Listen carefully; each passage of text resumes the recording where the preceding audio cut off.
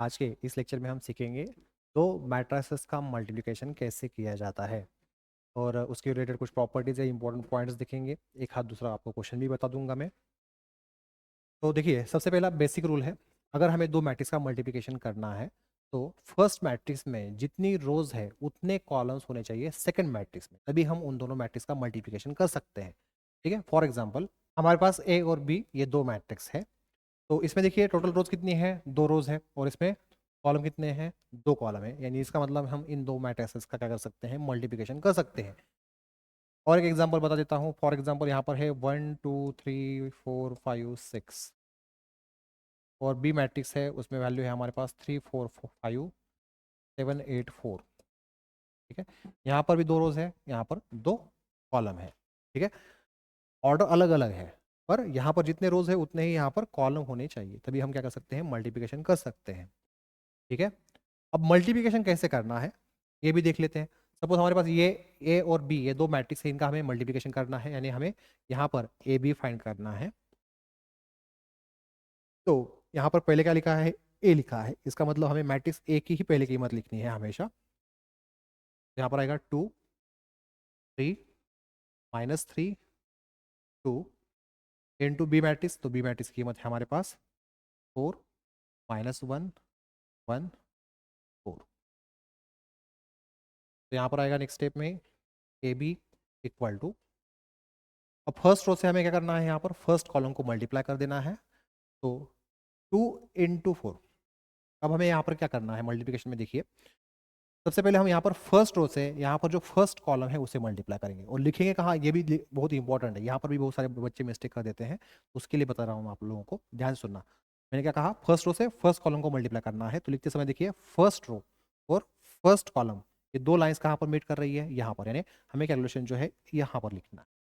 इसका मतलब ये है। ठीक है, चलिए आगे बढ़ते हैं फिर। तो यहाँ पर आएगा सबसे पहले 2 × 4 8, 3 × 1 आएगा 3। ठीक है, अब फिर से इसी फर्स्ट रो से इसमें जो सेकंड कॉलम है उसे हमें मल्टीप्लाई करना है। फिर ये कैलकुलेशन कहाँ पर लिखेंगे, ये रहेगी फर्स्ट रो और सेकंड कॉलम है, यहाँ पर दोनों लाइंस मीट हो रही है, इसका मतलब यहाँ पर हमें कैलकुलेशन अभी लिखना है।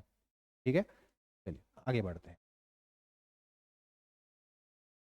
तो 2 × -1 करना है, तो यहाँ पर साइन है plus, plus into minus, minus आ जाएगा, 2 × 1 करेंगे तो 2 आ जाएगा, 3 × 4 वैल्यू क्या आएगी 12, 12 यानी +12।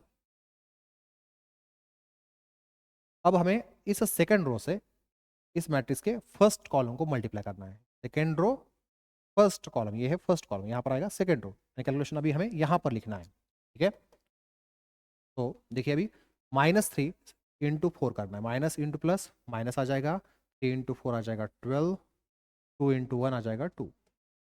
उसके बाद सेकंड रो से सेकंड कॉलम को मल्टीप्लाई करना है, माइनस इंटू माइनस करेंगे तो प्लस आ जाएगा, 3 × 1 आ जाएगा 3, 2 × 4 आ जाएगा 8। तो यहाँ पर आएगा नेक्स्ट स्टेप में A B equal to 8 + 3 11, -2 + 12 value आएगी 10। उसके बाद -12 + 2 -10, 3 + 8 करेंगे 11 वैल्यू आ जाएगी। ठीक है, इस तरीके से मल्टीप्लिकेशन किया जाता है। अब हम एक बार बी ए का भी मल्टीप्लिकेशन कर लेते हैं। यहाँ पर ए से बी मैट्रिक्स को मल्टीप्लाई किया था, अब बी मैट्रिक्स से ए मैट्रिक्स को मल्टीप्लाई करके देख लेते हैं वैल्यू कितनी आती है।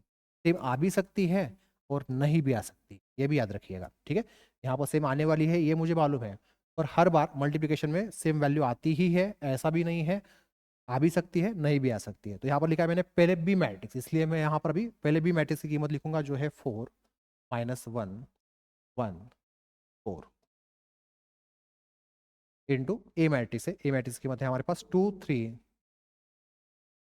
-3 2। तो यहाँ पर आएगा नेक्स्ट स्टेप में बी ए इक्वल टू, फिर से इसकी फर्स्ट रो और इसका फर्स्ट कॉलम इनका हमें मल्टीप्लिकेशन करना है। फर्स्ट रो फर्स्ट कॉलम यानी कैलकुलेशन यहाँ पर आएगा। ठीक है, चलिए तो 4 से 2 को मल्टीप्लाई करेंगे, सबसे पहले वैल्यू आएगी 8, माइनस इंटू माइनस प्लस 1 × 3 3। उसके बाद फर्स्ट रो से सेकंड कॉलम को मल्टीप्लाई करना है। ठीक है, तो फर्स्ट रो यहाँ पर आएगी, सेकंड कॉलम यहाँ पर आएगा, first row second column, calculation हमें यहाँ पर लिखना है अभी। तो 4 × 3 करेंगे तो वैल्यू आ जाएगी 12, -1 से अभी 2 को मल्टीप्लाई करेंगे, minus into plus minus, 1 into 2 2। अब सेकेंड रो से फर्स्ट कॉलम को मल्टीप्लाई करना है, इसकी सेकंड रो और इसका first column, second row first column, यानी इसका मतलब कैलकुलेशन हमें यहाँ पर लिखना है। ठीक, तो 1 इंटू 2 2 आ जाएगा, plus into minus minus, 4 into 3 12। इसके बाद फिर से इसी फर्स्ट रो से यहाँ पर जो सेकंड कॉलम है उसे मल्टीप्लाई करना है, सेकंड रो और second column, second row second column, second row second column, इसका मतलब कैलकुलेशन यहाँ पर हमें लिखना है।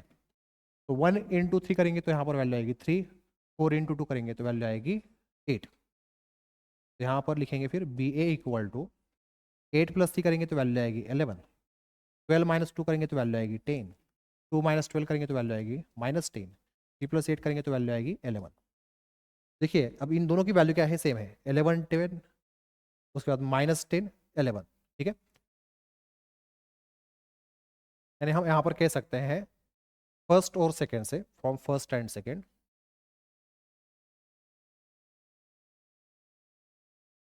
ए बी मैट्रिक्स जो है और बी ए यानी ए इंटू बी मैट्रिक्स की कीमत और बी इंटू ए मैट्रिक्स की कीमत इक्वल आ रही है। ठीक है, पर हर बार ही सेम आएगा ही ऐसा कुछ नहीं है, सेम आ भी सकता है, सेम नहीं भी आ सकता है। ठीक है, दोनों केसेस पॉसिबल है मल्टीप्लिकेशन में। अगर सेम आती है यानी ए बी और बी ए की वैल्यू सेम आती है तो उस केस में हम कहते हैं ए और बी जो मैट्रिक्स है वो एक दूसरे को क्या है, कम्यूट है। ठीक है, और सेम नहीं आती है तो नॉन कम्यूट है। ठीक, तो आपको एग्जामिनेशन में क्वेश्चन आ सकता है इस पॉइंट के ऊपर, आपको इस तरीके से दो मैट्रिक्स दिए जाएंगे ए और बी, और कहा जाएगा show that the matrix A and B are commute. ठीक है, ए और बी जो मैट्रिक्स है वो कम्यूट है ऐसे दिखाइए। तो उसके बाद आपको क्या करना है, फिर ए बी का मल्टीप्लिकेशन फाइंड करना है, बी ए का मल्टीप्लिकेशन फाइंड करना है, ये दोनों वैल्यूज सेम आती है तो आप लिखेंगे a B equal to b a. उसके बाद आपको सिर्फ इतना लिखना है therefore a and B matrix are commute. अगर सेम वैल्यू नहीं आती है, अलग अलग आती है, यानी नॉट इक्वल टू आता है यहाँ पर, तो उस केस में आप कहेंगे ए और बी जो मैट्रिक्स है वो नॉन कम्यूट है। ठीक है, यहाँ तक सभी को क्लियर हो गया? यहाँ तक किसी को दिक्कत डाउट? ठीक है, आगे बढ़ते हैं। फिर ये लिखने की ज़रूरत नहीं है, सिर्फ समझना है। और आपको जब तक आप इस तरीके के प्रॉब्लम की ज़्यादा से ज़्यादा प्रैक्टिस नहीं करते हैं तब तक आपको इसमें कन्फ्यूजन होता रहेगा। ठीक है, पहले 3-4 बार आपको प्रॉब्लम सॉल्व करते समय दिक्कत आने ही वाली है। आपको पहले 3-4 प्रॉब्लम बार बार सॉल्व करने ही हैं, अलग अलग ऑर्डर्स के मैट्रिक्स जहाँ पर दिए जाएंगे, मल्टीप्लिकेशन दिया जाएगा, उस तरीके आपको ज़्यादा से ज़्यादा क्वेश्चन करने हैं। आज तो हम एक ही क्वेश्चन लेंगे आगे, पर नेक्स्ट लेक्चर से आपको ज़्यादा से ज़्यादा फिर प्रैक्टिस करनी है। अब इस मल्टीप्लिकेशन रिलेटेड कुछ इंपॉर्टेंट पॉइंट जो है वो आप लोगों को मैं यहाँ पर बता देता हूँ।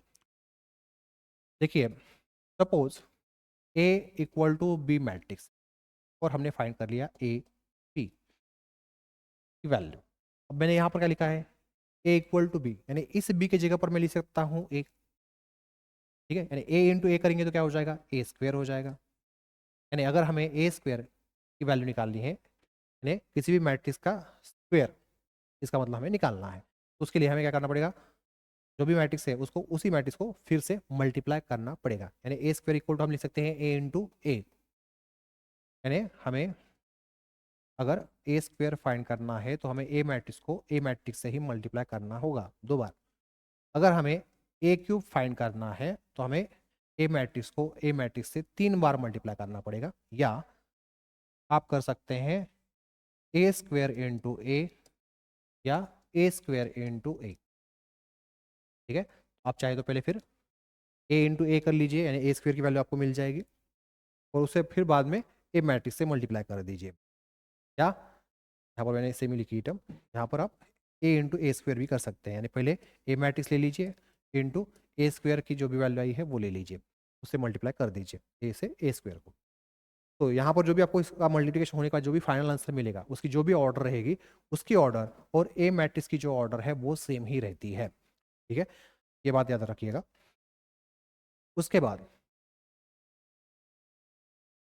अगर हम ए मैट्रिक्स से, यानी ए यानी कौन सा भी मैट्रिक्स हो सकता है जिसमें जीरो सिर्फ नहीं होने चाहिए, नल मैट्रिक्स नहीं होना चाहिए।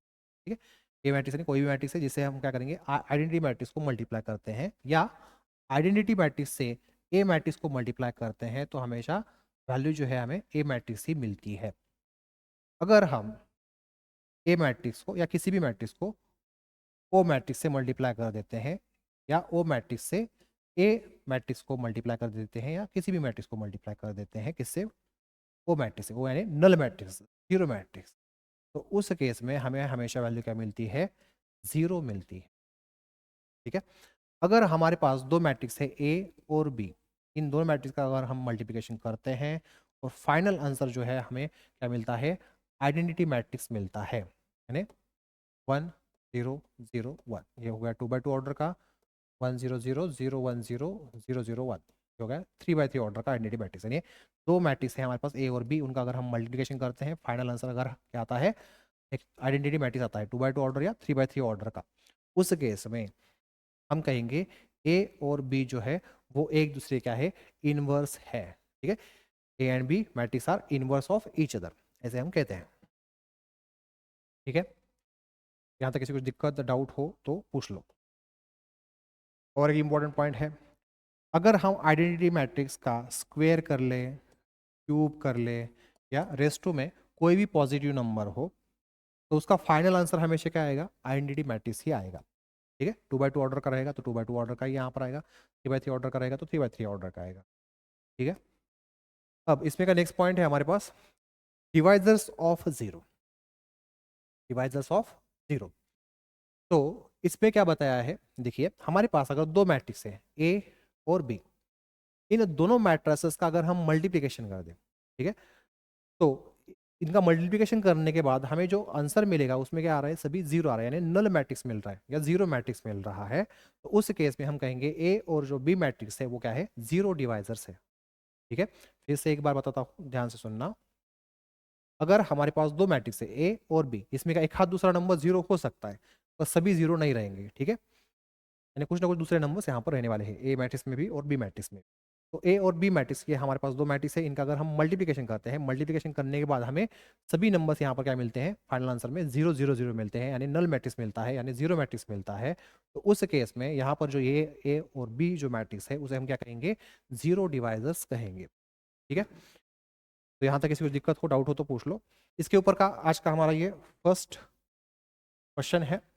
इतना ही आज क्वेश्चन बताऊंगा आपको, एक इसके ऊपर होमवर्क के लिए क्वेश्चन दूंगा। बाकी हम कल से इसके ऊपर के प्रॉब्लम जो है स्टार्ट करके गैस के ऊपर कैसे करना है वो भी मैं आपको कल के लेक्चर में ही बताऊंगा। ठीक है। तो चलिए इसे देख लेते हैं अभी। तो सबसे पहले यहाँ पर हमें क्वेश्चन में दिया है if A equal to 2x2 order का मैट्रिक्स दिया है, B equal to 2x2 order का मैट्रिक्स दिया है, आगे कहा है ए बी प्लस 2i जो है वो फाइंड कीजिए। तो यहाँ पर मैं आंसर में सबसे पहले लिखूंगा ए बी प्लस 2i।